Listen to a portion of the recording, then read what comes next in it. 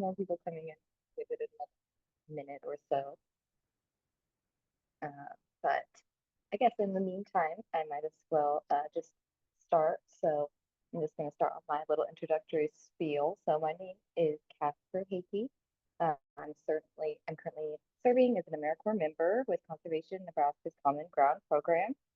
As many of you already know, Conservation Nebraska is a statewide nonprofit dedicated to keeping our natural resources healthy. And tonight we are doing that through an educational program. This is going to be Wildflowers and Our Pollinators, about pollinator gardens. So these kind of informational events and very important people like Nicole here who are willing to give us their time and expertise to support our mission are so important and what we're trying to do. But I am going to get a few more minutes just before we begin, at least.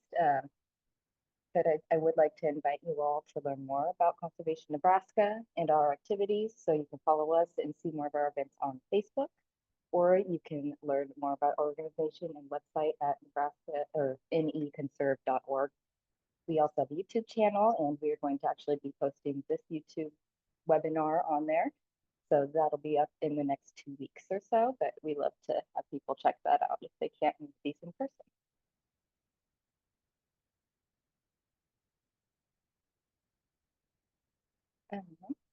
I do want to just also cover some Zoom basics since we do have a few people here already. So your microphones and cameras will be off during this program, but we invite you to submit questions through the Q&A option.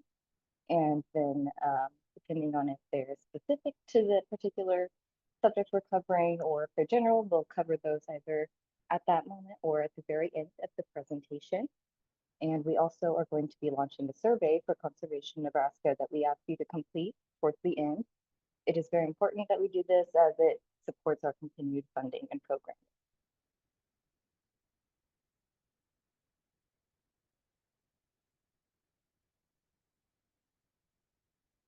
I might give it till just 6:05, if you don't mind.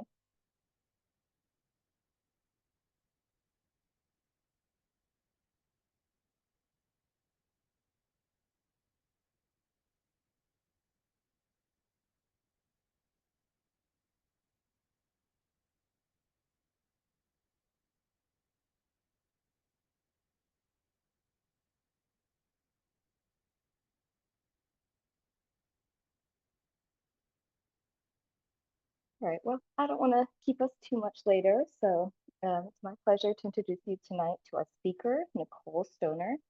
Nicole Stoner is the Horticulture Extension Educator located in Gage County, serving Southeast Nebraska. Nicole's focus areas include trees, shrubs, lawns, gardens, and insects.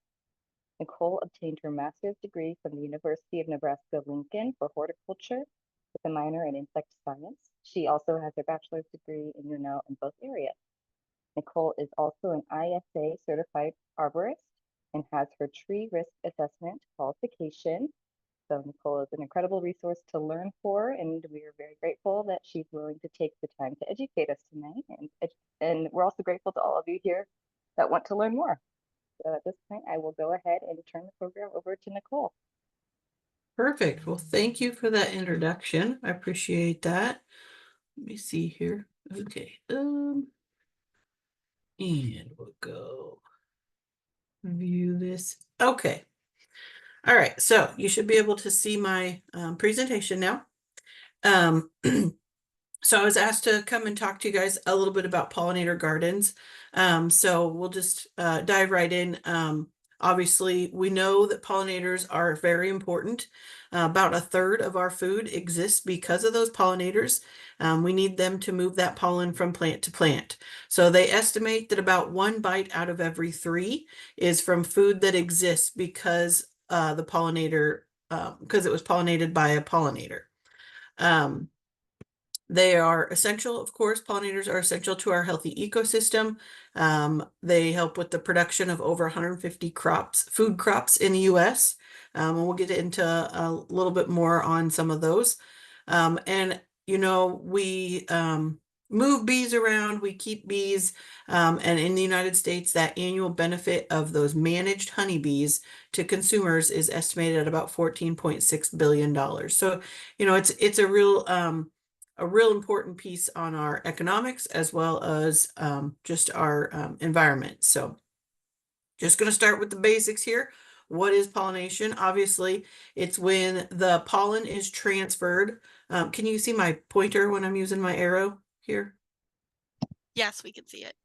Okay, perfect. So pollination is when the pollen or the anther is moved into the stigma, and then it goes down through the style and into or through the end of the ovary here and develops into your seed production or your fruits. So this apple that you eat here is actually the ovary of the plant, of the flower, because inside of it is the ovule, which is your seed. So it has to get the anther to the stigma to move through to get to that, to pollinate that seed. And so some plants are wind pollinated, some plants are self-pollinated, where they just kind of move that pollen around, basically more through wind and that. That's like your tomatoes.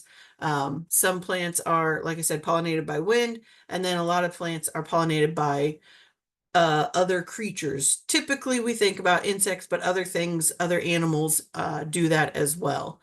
But even those plants that are self-pollinated, like your tomatoes, they will benefit from a pollinator coming around. It'll do better production for you if they get pollinated by an insect or something else. So it's that transfer of the male pollen to the female organs of that flowering plant. And some plants, like I said, self-fertile. But once that pollination occurs, then that's where you get the seeds for the new plants. But in our case, what we're thinking about is that fruit production a lot of times, right? So you wouldn't have things like grapes or apples if you don't get that pollination, because that's what the seed is encapsulated in. So as we said, so sometimes our flowers are male and female together, and that's a complete flower. Sometimes our flowers are male and female separate, and sometimes those separate male and female flowers are even on separate trees or separate plants.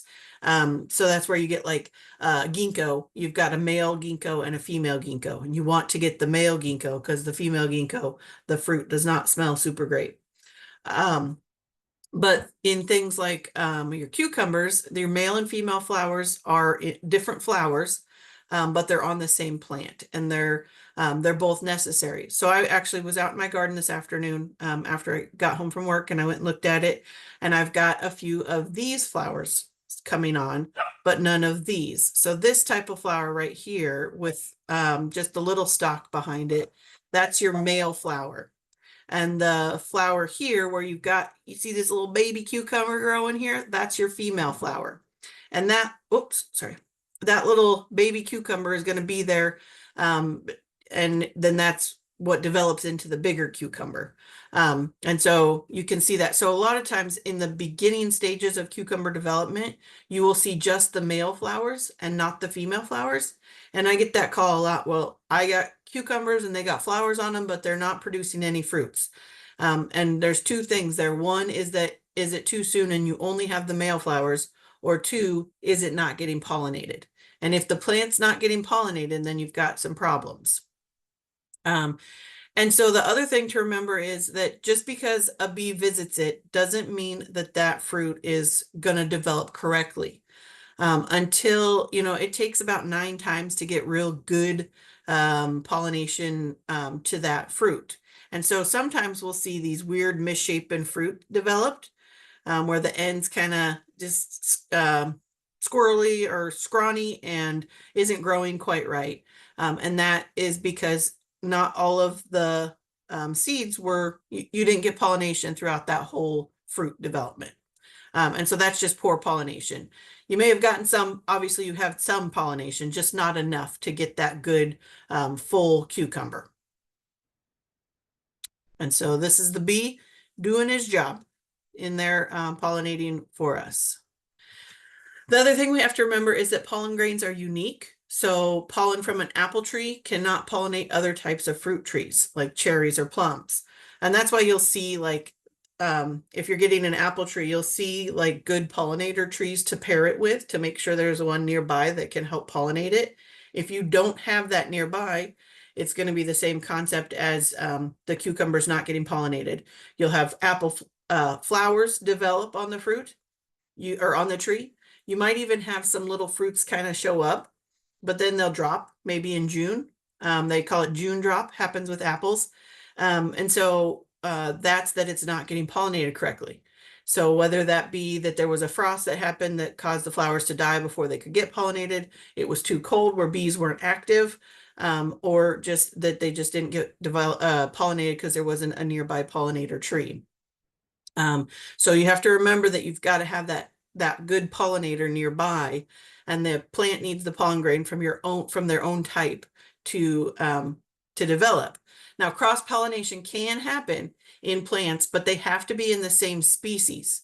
So this shows up when you have different varieties of a same species. But that's not going to show up in the fruits that develop that year. That's going to show up in the fruits that develop the following year.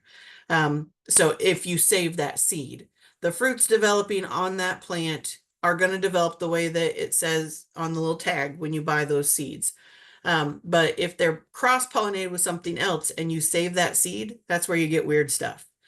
So sometimes you'll notice in your garden, maybe you get a rogue squash plant of some type. And so you get these like weird, like cucumber, watermelon, squash hybrid fruits that develop. And that's because that seed was cross-pollinated, but it just grew naturally in the garden. And so that's basically like saving the seed, and then it grows into some weird thing. It's going to taste funny, but it'll work.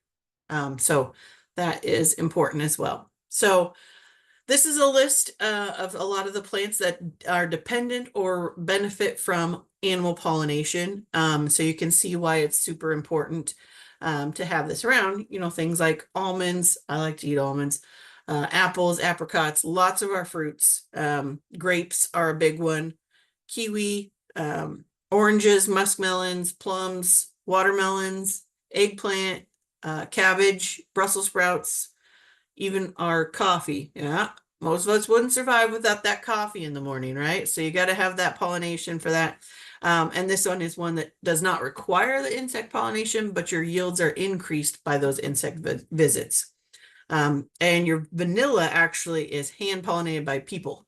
It's one of those crops that's pollinated by only one specific insect, which is rare. And so they hand pollinate it, and that is very expensive. So that's one of the things you can do, like in cucumbers. If people call me and they say, well, I've got male and female flowers, but I'm just not getting that pollination, there's no fruit developing. That's where you can do it by hand. So you take a little Q-tip and you just rub it amongst the flowers, and that's human pollination. So we can help if we, in some cases, but you don't want to do that very often. That's a lot of work. So we've got a lot of great pollinators that we can find. Bats are on here, but we don't have any bats in Nebraska that are pollinators here. But in some areas, like the tropical areas, there's some bats that are good pollinators. But of course, we think about things like our beautiful butterflies, even some very pretty moths like the Cecropia moth. The soil mounds here from like ants, or we have soil dwelling bees that can do some of that. So flies even. These holes in the leaves are from our leaf cutter bee. So even here we go. There's finally the use of a mosquito. So male mosquitoes can do a little bit of pollination as well. So just something to think about. So like I said, a lot of good things. So here's just I threw together pictures of some of the ones in Nebraska that are really good pollinators. And so we think about, and the girls and I were talking beforehand, honeybees are the superstar of pollination, but there's a lot of other really great bees that we don't think about, and they're actually my favorites. I like these bees better than the honeybee. For one, these ones are all native. Your honeybee isn't native. The honeybees are really good at pollinating plants, but these other ones will do a really good job as well. Of course, the big old bumblebee, digger bees are pretty cool. I like sweat bees; those are fun. The carpenter bees, this one gets confused with with a bumblebee a lot because they have kind of a similar appearance, but they have a smooth abdomen versus the fuzziness of a bumblebee. Mason bees, there's some really pretty colored mason bees, as well as my favorite is the leafcutter bee. I love that the holes that they develop or cut out of our plants. I think it's cool, and it's not harmful to our plants. So you'll see that. But I really like the leafcutter bee. They're pretty fun. And I'll show you here in a little bit how you can really bring leafcutter bees, sweat bees, carter bees, mason bees, carpenter bees, all of those to your property to help with pollination. I will tell you the carpenter bee can be problematic in some situations. They can drill holes into like wood. Obviously, that's their purpose or how they lay their eggs. And sometimes if you get too many of them and they do too much damage on like a shed or structure of some type, it can cause some problems there. So that is a little bit of something to be careful with or be aware of with carpenter bees. But then there's some great flies that do a lot of good stuff. I like the blowfly. They're really pretty. Look at that metallic green. That's cool. The hover flies, they're called that because they just kind of hover over stuff. And the flower flies, they're very closely related. And then of course the monarch or any of our different types of butterflies, a lot of great butterflies. And then soldier beetles. These ones, I have 2 lindens out in my front yard and I always find lots of soldier beetles on there. They really like that. And soldier beetles sometimes get confused with a lightning bug. Lightning bug's black with orange spots, and this one's kind of a yellowy orange with black spots. But they're the similar type of beetle, like a softer winged beetle. And people worry that these are going to hurt them or hurt their plants, and these are good. These are good guys. These are just a nice pollinator to have around. So just some of those. But like I said, bees are your superstars. With that fuzzy, with the hairs all over their body, it is electrostatic charge, so it can bring those pollen grains so they stick to the body a lot better. It's kind of like when you eat Cheetos, when you get Cheetos dust stuck to your fingers. Same concept with your bees. They just get pollen stuck to them. But they also have these little structures on their legs called pollen baskets. So they go through from plant to plant and they just like shove extra pollen down into their little baskets on their legs. And so they can really carry a lot of pollen back to the hive, which is why they are always the one we think about when we think about pollinators is like your honeybees and stuff. But like I said, some of the native ones will do a lot of good stuff too. So obviously it's a mutually beneficial situation between pollinators and the flowers. The pollinators help the flowers produce to get seed because that's the whole purpose of the life of the flower is to make more seed, right? And that in turn provides food for those pollinators. And so then, yeah, the pollinators need the pollen and the nectar as food. And some plants provide food for the caterpillars even. And so that's where we go with the milkweed. But pollinators do have preferences, and some flowers do a better job at attracting them than others. So obviously, a flower is pretty well stuck in place. Unless you transplant it or it's in a pot that you move around, it's pretty well stuck where it is. And so they can't move. So they have to do something to attract those pollinators to them.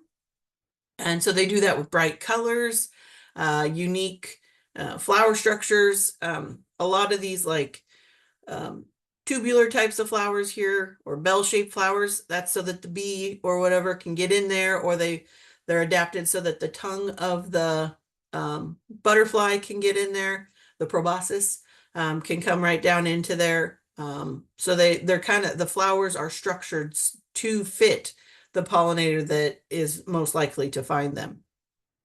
So the other thing is they have ultraviolet nectar guides. So you can see in my pictures, this is what we see, just a normal yellow flower, but the bee sees like a target zone. So I always say these are like those gentlemen with the light lightsaber-like things that are at airports, guiding the plane to where they need to go, right? So this is the same thing. These flowers are guiding the bees or the whichever pollinator, they're guiding them to where they need to go to find the pollen.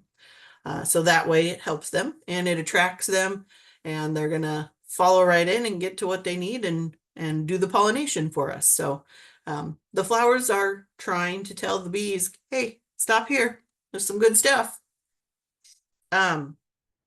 So we do have a lot of, pollinator problems.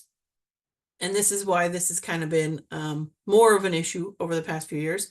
So obviously they're losing habitat, changes in farming, a lot of wind pollinated crops and things like that. Obviously, cities and towns are growing. We have a growing population in the United States, which is great. But that, as we move those cities and towns out, Lincoln's spreading a little bit, as you all know, if you're in the Lincoln area. Omaha, I think, is spreading probably. And so, people are building new houses here and there, and it makes those towns spread out. And when they do that, you're building new houses, you're putting more concrete, you're doing things that disrupts the habitat of those pollinators.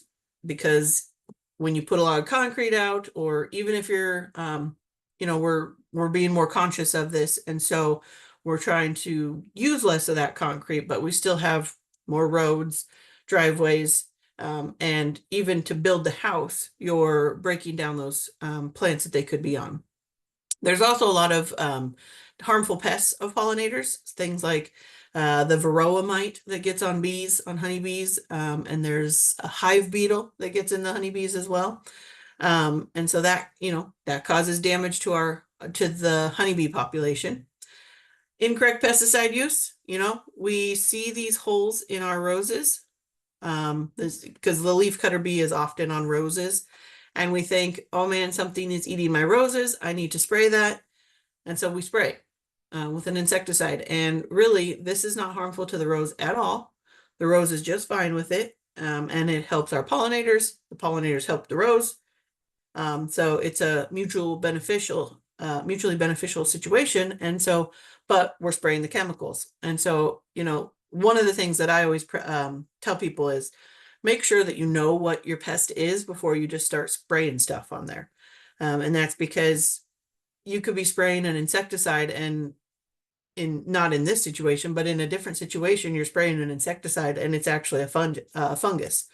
And so you want to make sure you do know. That's like number one with pesticide or with pest management, is to know what that pest is, know if that pest is really causing a problem or if it's something that the plant can really tolerate, and then trying other practices before you go straight to a pesticide. So those kinds of things will impact our pollinators. So some of the things we can do to protect those, obviously reduce pesticide use. Dandelions are a smidge on the invasive side, as we call them a weed, right? Dandelions and clover both are very good pollinator plants for bees, especially in the spring. Dandelion is one of your early spring blooming flowers that provides really good food for your bees first coming out of winter. So allowing for those a little bit. White clover is not harmful to your lawn. Yeah, it takes out space, it competes for space, but it can help your lawn with the soil. It helps with the soil. And so, you have to think about, is a few weeds okay? Or, I mean, we don't have to have golf courses, right, for our lawns. So thinking about that, as well as planting more food for those pollinators, and choose flowers to provide bloom throughout the seasons. So we often think about summer, because that's when we really want things looking like blooming great and looking great. But you have to think about early spring all the way to late fall. So anytime when those pollinators are out, you should make sure that they have some sort of food source. So some of the things we can think about, native plants are great. And yeah, that's a really good way to go for our pollinators, but you can use adapted plants as well. You don't have to just use native plants. There's a lot of great adapted plants that are really good for pollinators. Make sure you're choosing a lot of diversity in colors, a lot of diversity in shapes and sizes in your flowers. varying heights, varying growing habits, and those bloom times are really important. And then include those plants that provide food for the butterfly larvae, as well as those plants that provide nectar. So just make sure you're thinking about those. So some of our great spring blooming plants, one of my favorite ones is the crocus, which is shown right here. That's my favorite early spring plant. I have some of those growing in my garden.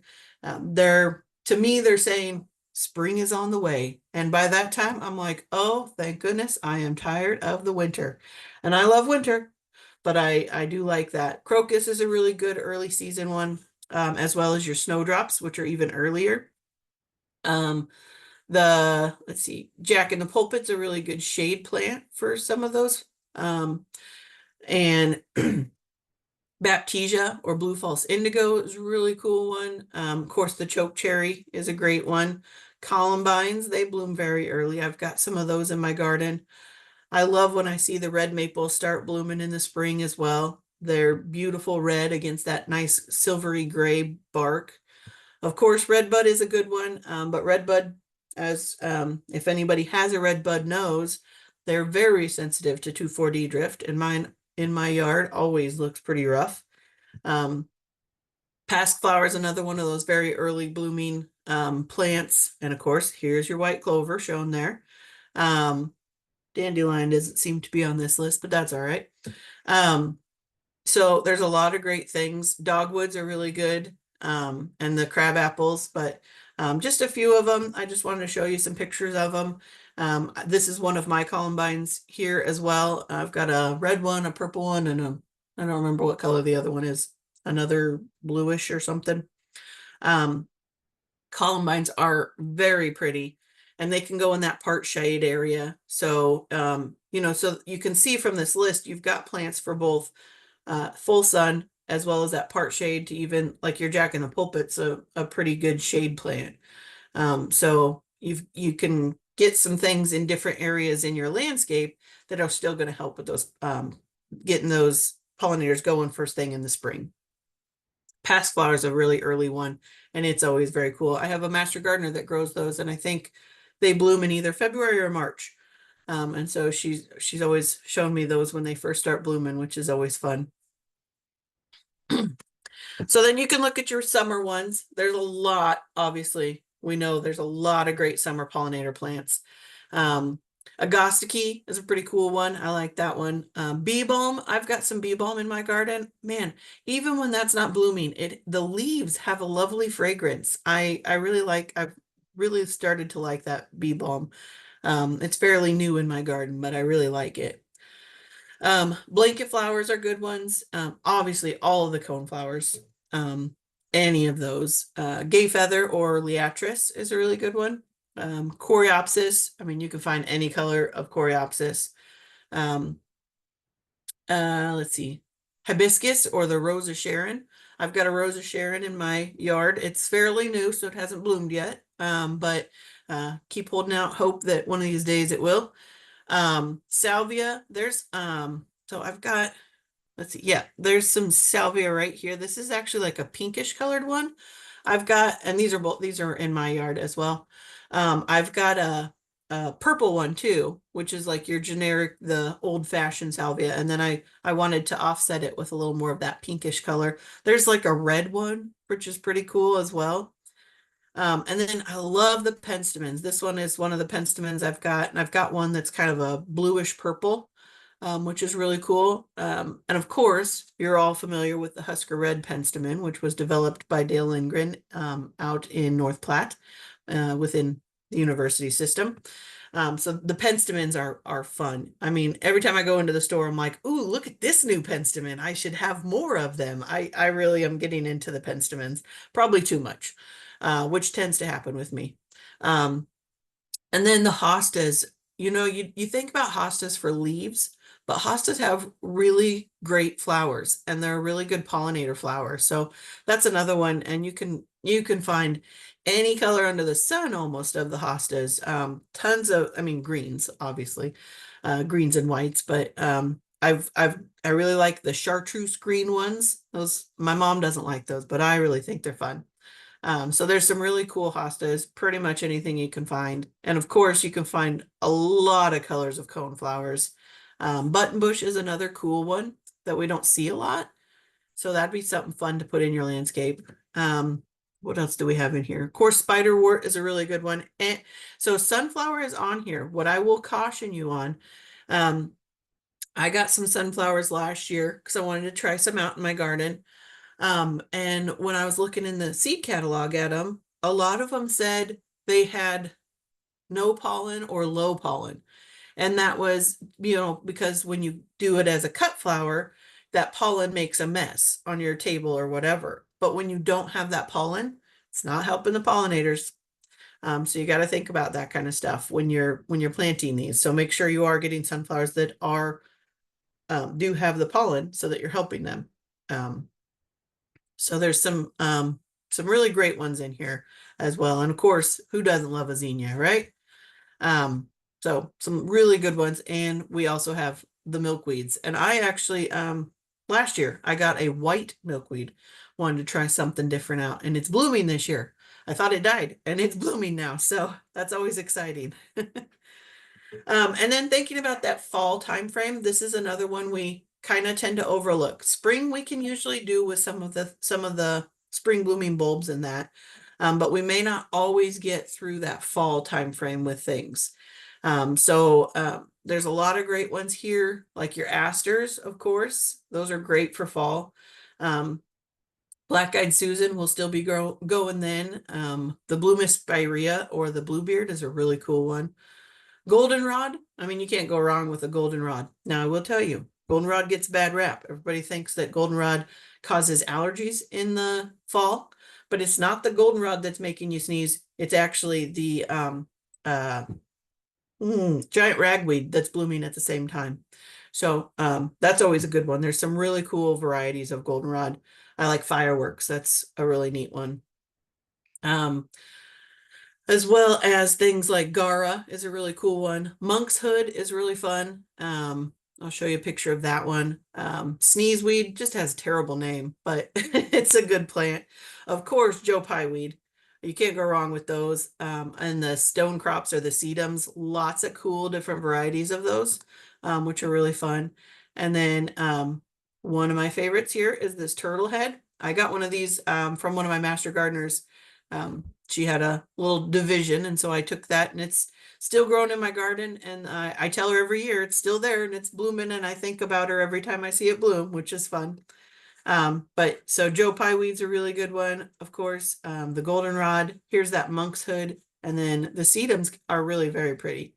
So there's a lot of great options. Just make sure that you're getting something into the fall as well for those pollinators. And then a lot of great grasses even are good for pollinators, and herbs. So, little blue stem, big blue stem, the Cytox grama, Indian grass, some of those kinds of things. Switchgrass is really good for pollinators, as well as some of our herbs like dill, basil, oregano, parsley, and the thyme. So just wanted to show a few of those there. Big blue stem is one of my favorites. So colorful in the fall. So neat. So besides the flowers, there's some other things you can do in your landscape to really help increase the pollinators around. So they do need water. So if you can provide them with water, that's helpful. Outdoor dishes, ponds, bird baths, things like that. But put some rocks in there so that they can you don't want them sinking in the water. They don't swim. They don't want to swim, but they can stand on the edge there, and they do what's called puddling, which is shown here. And so that's where a bunch of them will come to an area where there's moisture, and they'll sit there and drink up the moisture there. So that's a good thing. So provide them with some type of water area where they can get a drink. Provide those nesting sites. So those brush piles, dead standing trees, clumping grasses, bare soil is really helpful, especially for some of our solitary bees. Some of them are ground nesting, and they need to have a little bit of bare soil to do that. And then the bee houses, which I'll show you here in a minute. The other thing to remember with pollinators is leave that plant material there throughout the winter. Those pollinators are going to lay their eggs inside those hollow stems, and emergence of those is going to occur throughout the spring and early summer. So if you can, it's best to leave that plant material there as long as you can. So I don't clean up my garden in the fall. I leave it until the spring. And the longer you can wait in the spring to clean those up, the better you're going to be for pollinators, because some of them are a little later to emerge. So try to go as late as you can. You know, a lot of people like to clean up their gardens first thing in the spring if they didn't do it in the fall. But then that will disrupt those eggs that, or the larvae or whatever that are in there, because some of them are by egg and some of them are by larvae. And if they haven't emerged and come out yet, moving on, then they're not going to, if you cut that and remove it, and especially if you like burn that or compost it or something like that. So leaving that plant material really helps. One thing I did see was you can take that plant material, and as long as you can like pile it somewhere, maybe out of the way. The video I was watching was from another university, and the lady was piling it up underneath of like an evergreen tree. And so then that's like your last resort. If you have to remove that plant material ahead of time, it's still better to just kind of leave it there. So pollinator houses can be really fun. This is a really good activity to do with youth. So it can be as easy as a board with some holes in it. But it can be as complex as something like this. And you'll see lots of different sizes of holes. And the reason for that is different bees have different sizes of holes that they go in based on the size of the bee. So if you're looking for like that leaf cutter bee, you want to go in this range. So right in here for your hole size for leaf cutter bees. If you're looking for the mason bees, they have a much wider range, a lot of different species, but they kind of go anywhere from 7/32 to 3/8 inch hole. And that can get you a lot of those different various species of mason bees. So you can see all that, but basically you just drill the hole in those wood pieces, and you can just put the blocks. It's best to just put a block into like a house situation.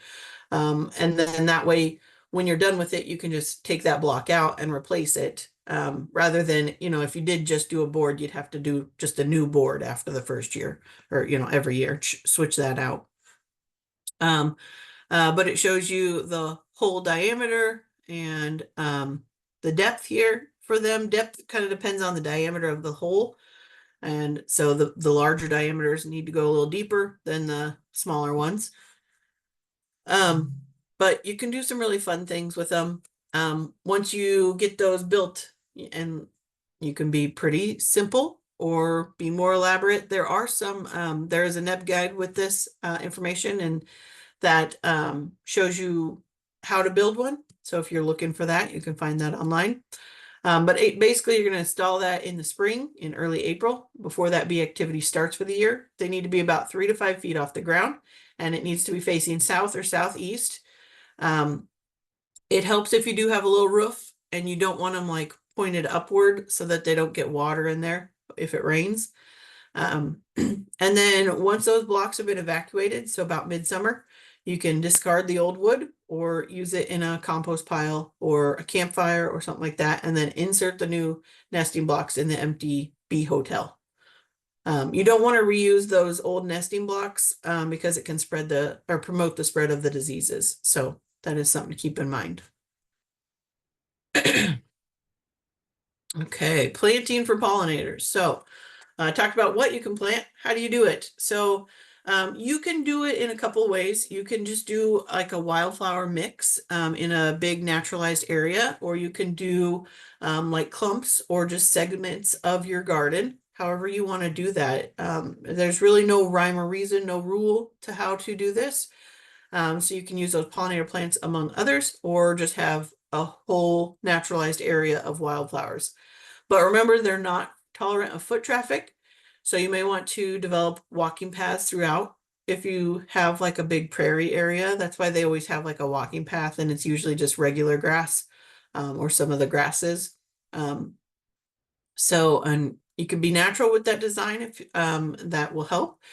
Clumps and clusters can help because if it's multiples of the plant, it'll bring those pollinators in. So plant in groups, like I said, of 3 or more to attract those pollinators and stay in those odd numbered groups for visual effect.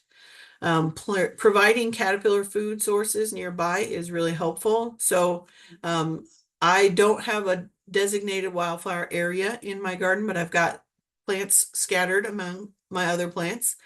And what I'll tell you is it's, I have garden spaces, flower garden areas, flower beds. And in those areas, I have it mulched around the plants and stuff. And where I see milkweed coming up, and I get quite a few of these nice swamp milkweeds that will just start growing in my areas. If they're not bothering anything where they're growing, I leave them. And that's just to help with those pollinators. And, it's something we should do more often. And actually, swamp milkweed is very pretty, even when it's blooming. I like the flower. It's cool. So just something to keep in mind. That's what I do in my garden. So I provide that food source that way for those. And I have seen on occasion a few milkweed or a few monarch caterpillars wandering around. So that's always fun. And so most of your plants, though, are going to be full sun plants, but not all of them. I showed you a few that were shade, but those full sun plants, they need 6 to 8 hours of sunlight or more per day. So just keep that in mind. So if you're starting from seed, be prepared that it's going to take a little bit of work. This is probably what you're going to want to do if you're starting like a really big like prairie area or wildlife area or wildflower area. But they germinate best in that prepared site. So you want to work that soil down to about 10 to 12 inches with a spade or a tiller or plow it. Don't go too deep because it can bring a lot of those weed seeds up.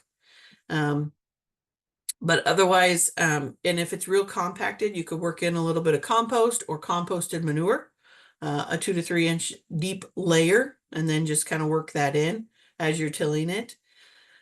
And then you're going to have to control those weeds. That's going to be the hard part. You can spray the area with glyphosate as you're getting started and lightly till the area if you need to. And then really for wildflowers, the best time to do that is in the fall, late fall. So like October, November timeframe.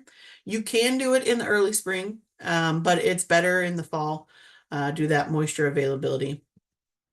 And then follow the seeding rates on the seed packets, but generally you're going to go at about 3 to 5 ounces per 1,000 square feet.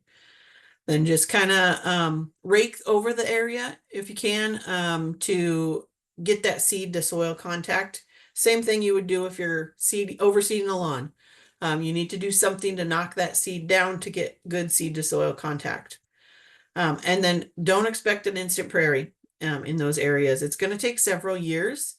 And the perennial plants are going to take a couple years to really establish roots before they start flowering. That white milkweed that I was telling you guys about, I planted it last year and it did nothing. I mean, it grew, but that was about it. And it really didn't get a lot bigger, no flowers or anything.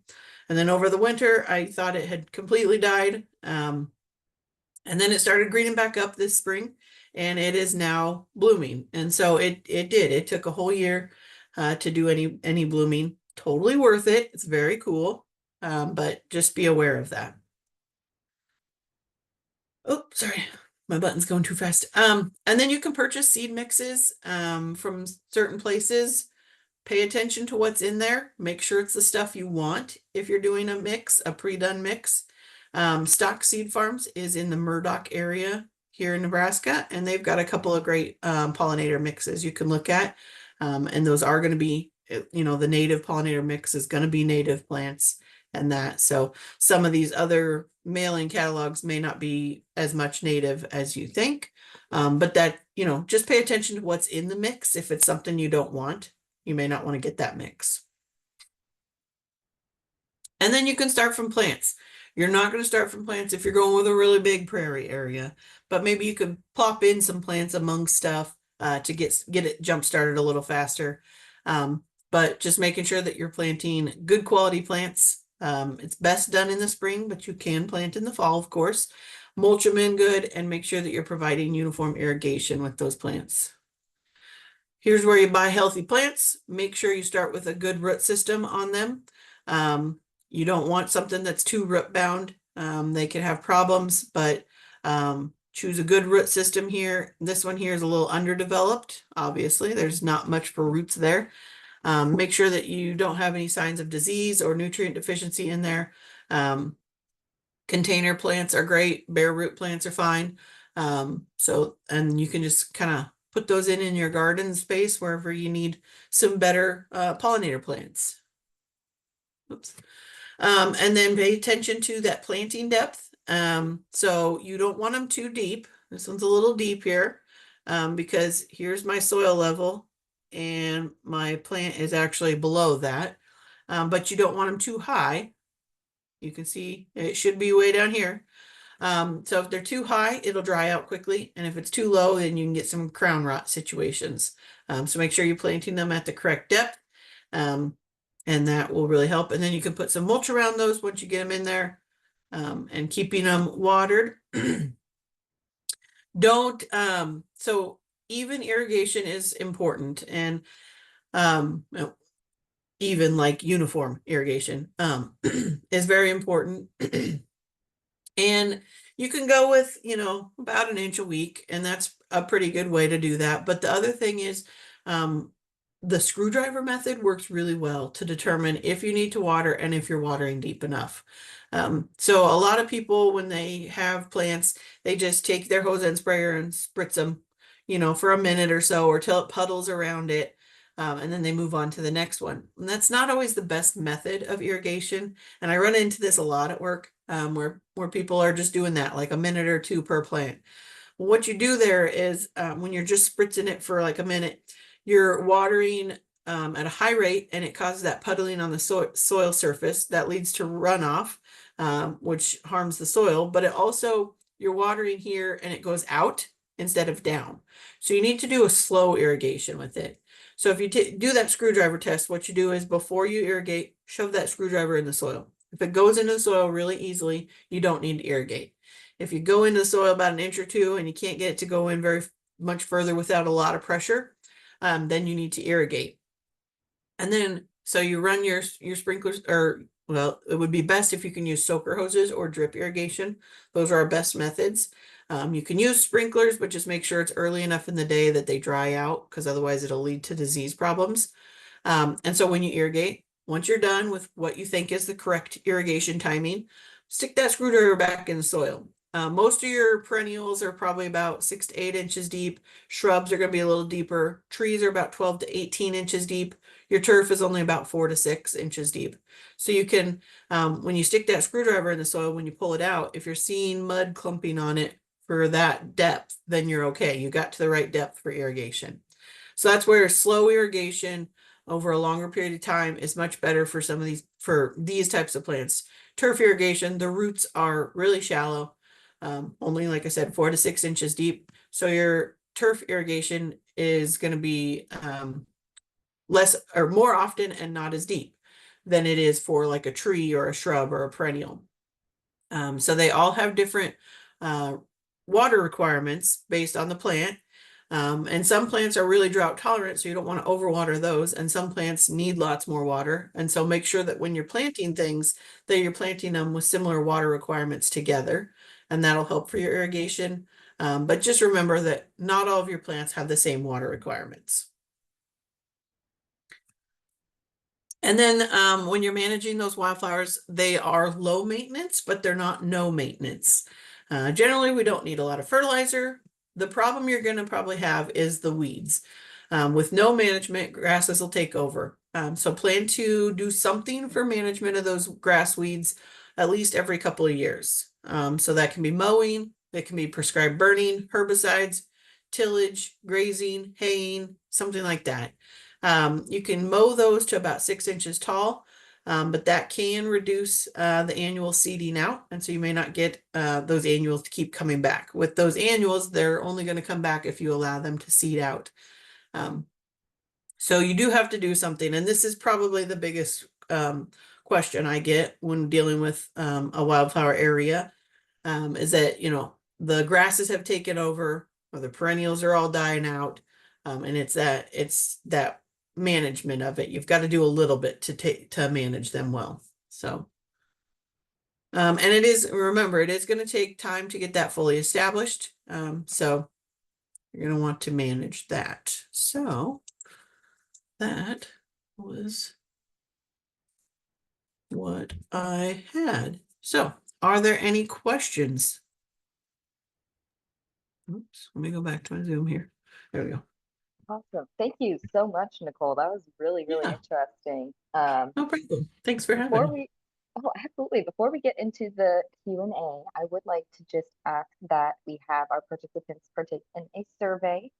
This is for Conservation Nebraska, so we really appreciate if you would take a look at this. It's only 4 questions, but basically this 4-question survey is going to allow us to get grant funding to support educational programs like we enjoyed tonight and learn more about what people are interested in to inform us for future events. So we really appreciate the support of our continued community impact by taking a few seconds to complete this survey. While you all are filling that out, though, I'll take a look and see if we have any questions that you all asked. I don't see anything. If you guys do have any questions, please send them my way, but I do have a couple of my own, Nicole, if you don't mind. Go for it. Okay, this is kind of a little bit of a weird question, but I remember you mentioned mosquitoes were pollinators. That really surprised me. But you mentioned that What? male Oh, mosquitoes are pollinators. So mhm. what makes that I don't different? think I don't think the females are as good a pollinator as the male is, or Okay. probably, yeah. Is Mhm. there a particular reason for that? I'm not sure. It could be the mouth parts. I'm not sure on that. Sure. Okay, no worries. I did have another question about the no pollen or low pollen plants. I had never heard of that before. So where could we find that information if we were looking for additions to our garden? For what's that? I'm sorry. Sure. You had mentioned that like with sunflowers, for example, some of them Hmm. had tags with the no pollen or low pollen. Yep. Yep. I can't remember. I don't have any of my catalogs around me. So in the catalog it said low, how did it word that? Low pollen production or something like that. And I was looking and I was like, oh, this one's cool. And I was like, what? No pollen. I don't want that because that's not going to help my pollinators. Like the whole reason I wanted to have sunflowers, besides the beautiful flowers, was to help my pollinators. And it said low or no pollen. And it was one of the seed catalogs I was looking through. At least one of them said it that way. Um, and yeah, I was surprised by it, but then I thought about it and I was like, well, it's probably just people don't want that pollen falling on their table when they have them as a cut flower, because sunflowers obviously make a beautiful cut flower. And I would assume that was the reasoning for that. So the breeders of those sunflower varieties have bred that out of them. And so you'll see that with certain things where they, I mean, that's why tomatoes aren't as acidic as they used to be. And then we run into problems with canning, right? And so it's that same concept. So they're breeding something out of it that is desirable for the person with the cut flower, but not desirable for the person that wants it as a pollinator plant. Wow, thank you for sharing that with us. I'll definitely have to keep Yeah, my I was catalog. shocked when I saw it. I was like, what? Why would they do that? Right. That is pretty Like the whole surprising. purpose. Yeah, I don't So I really was understand that. it made me not purchase those sunflowers that I was going to because, I thought they were very pretty, but I was like, well, I don't want that. You want the Yeah, pollinators. yeah, of course. Well, thank you for I sharing that with Yeah. us so we can be Yeah, more that was one mindful. I hadn't thought of. But I For don't know if sure. they list that everywhere. It was just that particular catalog did, which I was glad, but Yeah. and then Well, my sunflowers all got broke over in a storm anyway, so only half of them bloomed. gosh, that's the Nebraska way, isn't it? Mm-hmm. Awesome. Yep. I'm gonna look one more time. Oh, it looks like we got one question. Thank you so much. Okay. Do you have a particular place where you would like to get your pollinator mixes? And with mixed pollinators, should we be here? I'll do the first one first. So, a Mhm. particular place where you like to get those mixes? Um, and I don't like to just like call out one, but it is a local place, and so that's why I like that Stock Seed Farms. They're a local grower. in the area, and I do like that one. But yeah, if you go with like, I think you can even go to like some of your local nurseries and find and just make your own mix even in some cases. So definitely check with your local nurseries first. That's you're going to be your best option. And like I said, some of the non-local, seed order catalog kind of things, they're not necessarily going to have entirely native for your area. And like I said, non-native isn't always a bad thing, but if you're looking for a native prairie, you want to make sure that you are going with a local company for that seed mix so that they've got the locally native plants. And so, yeah, that Stock Seed Farms is the Murdoch area, and they do a good job. Great. Thank you. I And took then my the master second gardeners on a question. tour out there one time, and it was lovely. So, Oh, I would love to mhm. go and check it out sometime. Yeah, it was pretty cool. That's Lots of awesome. work. I can only imagine. Okay, so I have one more question that was in the chat. With mixed pollinators, should we be worried about differing water needs for each flowering plant?